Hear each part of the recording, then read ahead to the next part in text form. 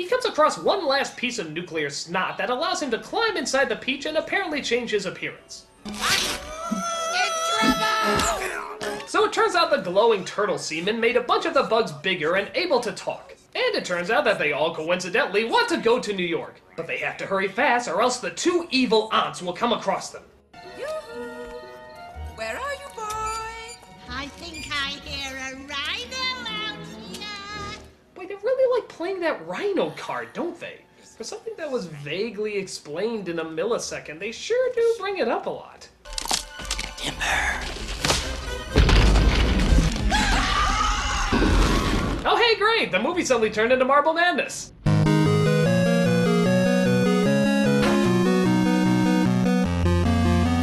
So the Peach rolls out to the Atlantic Ocean, where it appears all they have to do is ride it all the way to New York City. I'll get us there. You? Sure.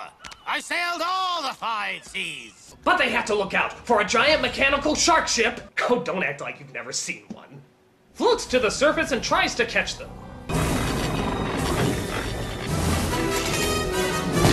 We do our hunting and farming here. The sea supplies all my wants. But James thinks up a pretty creative idea by roping all the seagulls he can find and using them to fly away. Put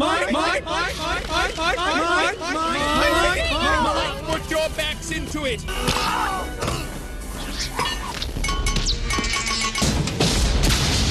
And if you're wondering where that giant harpooning metal shark came from or what his story was, good for you.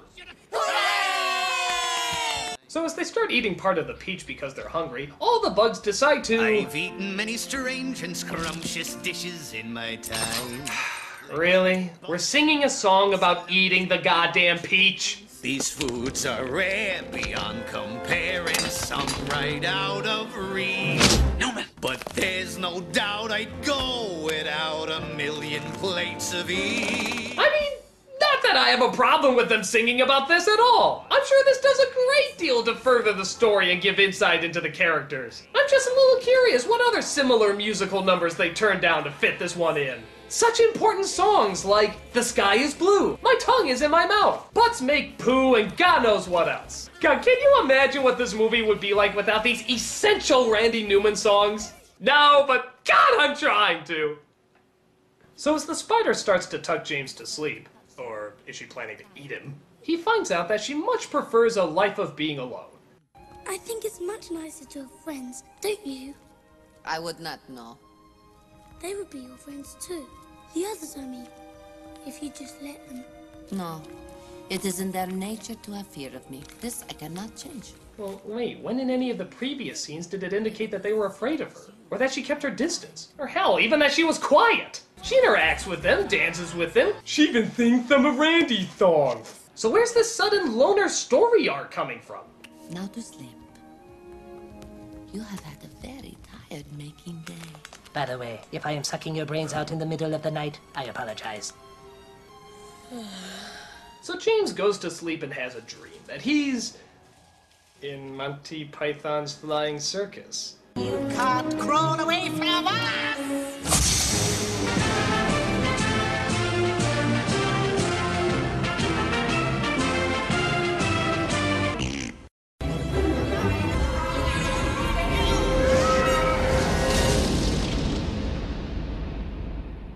Now, of course that scene was necessary because it needed to show that James is afraid of a giant rhinoceros that killed his parents. See, I'm glad that they had this scene in the movie because I never would have put together that James was afraid of a giant rhinoceros that killed his parents! Heck, I'm surprised Randy Newman didn't write a song about that!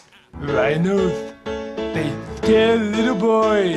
Assassinating parents don't bring them much joy. That's Randy. But it turns out the centipede led them in the wrong direction, and now they're in the Antarctic. So they go underwater to see if they can find a compass to lead them in the right direction. They come across several pirate ships, including one that has the statues of his aunts in front of it. I don't get it. When they suddenly come across skeleton pirates, one of them played by Jack Skellington. Was this an incredibly clever cameo, or was Henry Selick just too cheap to make other puppets? Either way, it's pretty cool. Listen, fellas, I got a long history of back problems. Now, tell me what you know about Christmas Land. But James and the spider come to save him, just making up the law of underwater physics as they go, and manage to get the compass. And since I am dead, I can take off my head. Oh, thank goodness. You're all right. Mr. Centipede, would you please do us the honor of navigating us out of this icebox? Seeing how you got us into this icebox. You said it, Mr. Grasshopper. So just as you're wondering if those birds ever need to eat or sleep, we see James come across a rather touching musical moment.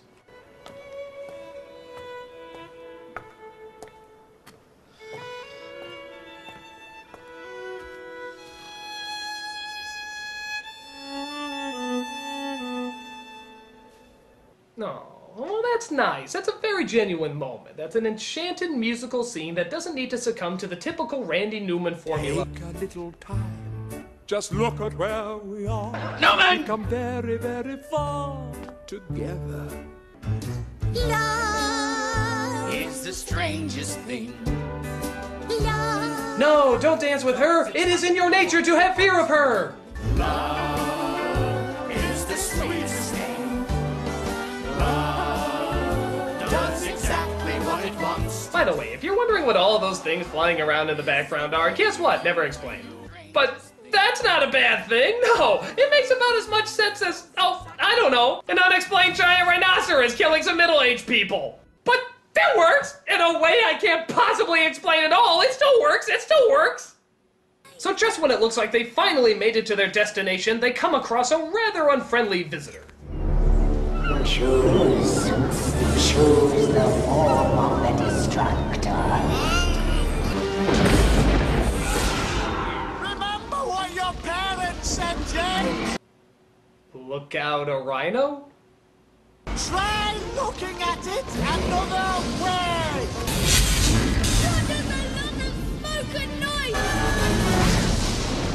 So the rhino zaps the birds, allowing the peach to fall.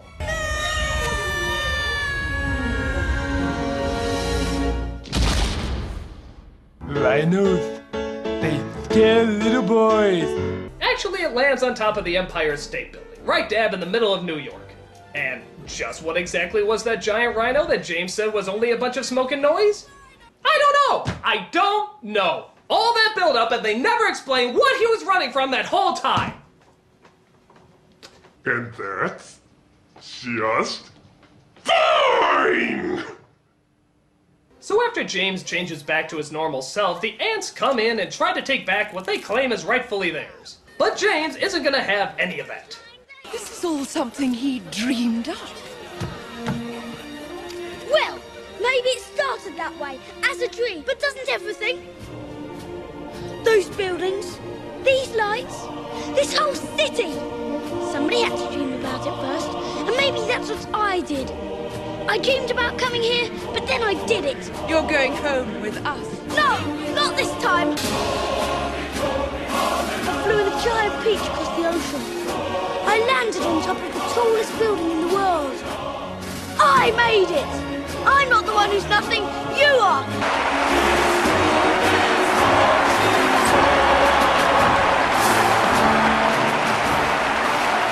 How dare you speak to us this way?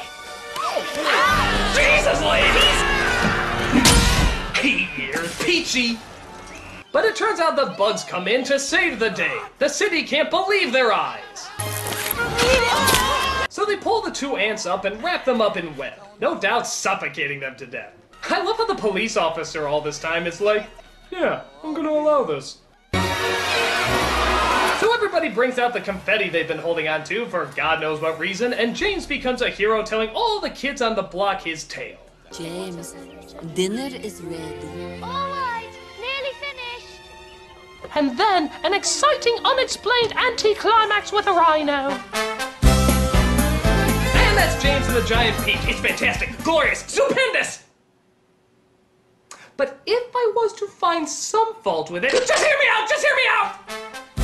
I would say that while the film is creative, it's also pretty clumsy.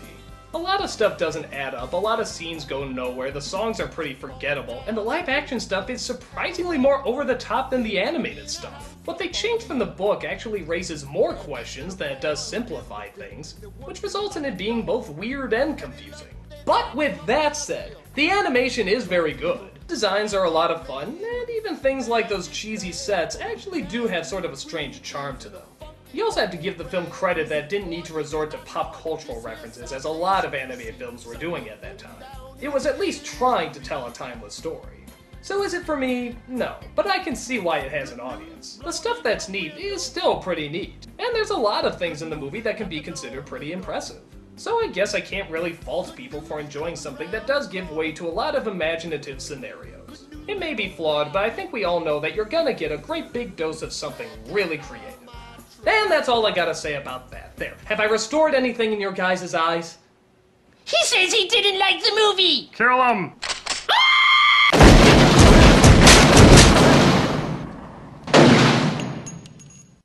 My name is James. That's what my